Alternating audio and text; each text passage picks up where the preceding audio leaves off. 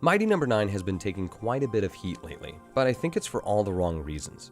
While I think there is valid concern for how the whole project was mishandled, and of course if you paid over $30 to fund the Kickstarter, I think in the end, the product is really a solid game.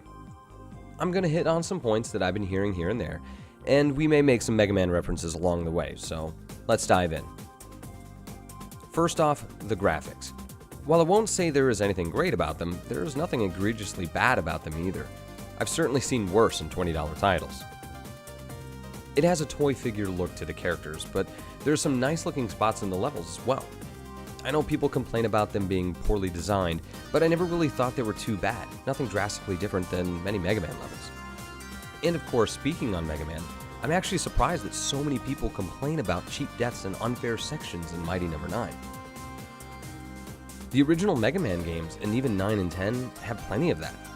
How can we forget about a half level of death spikes all around you with those disappearing blocks? Horrible stuff. Also, let's quickly touch on that whole absorbing mechanic. I know a lot of people find that kind of weird that you do absorb instead of shooting and blowing them up, but it actually adds to the flow of things. And some levels it's cool to catch a certain power up and it allow you to kind of see how you're supposed to progress through it or help you with navigating it correctly. But let's transition to the highlight of these two series, the bosses. I've heard some people complain about how chatter in the game makes it so you can't hear the tells of a boss and all that. I think perhaps that maybe we're just not used to checking out those old school tells that games used to show us. Take Pyro for example. We're used to him calling out his moves, but each move is accompanied by certain stances first. Mute it, and you can still do the whole thing. No big. Come on! Snap out of it! Now! I also like that the boss's weaknesses aren't just that they take more damage, but it changes the flow of the battle. Take Bat here. He does a jump attack that is tough to dodge the bullets of, but if you hit him with the ice, it makes it impossible for him to jump, and he can't do that attack anymore.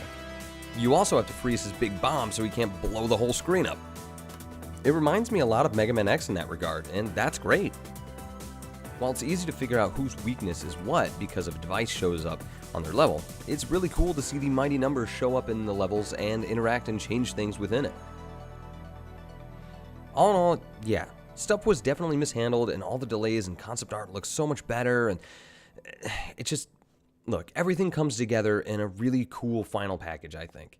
This is one of my favorite so far this year, and I think the Ray DLC playing different gives me a whole second reason to play through the game. I recommend not listening to the crazy, over-negative word out there and check it out for yourself. Because if we were to believe Metacritic, Mega Man X7 is a better game than Mighty Number 9. And that's just silly.